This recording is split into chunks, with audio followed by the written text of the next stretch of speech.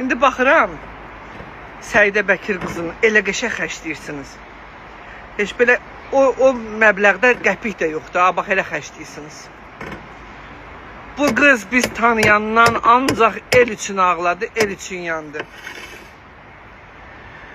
Ancaq bizə ziyanlı insanların əleyhinə danışdı. Evi tikilməyənin damı oldu. Toy olmayanın xonçası oldu. Sünnəti olmayanın dəlləyi oldu. Amma sizə yaranamadı. Kiminsə zərər çəkmişin yerinə danışdı, çoxluq olduğunuz hücum elədiniz. İndi mənə də hücum eləyəsiniz, mən bilirəm. Mən Səidəni şəxsən tanımıram.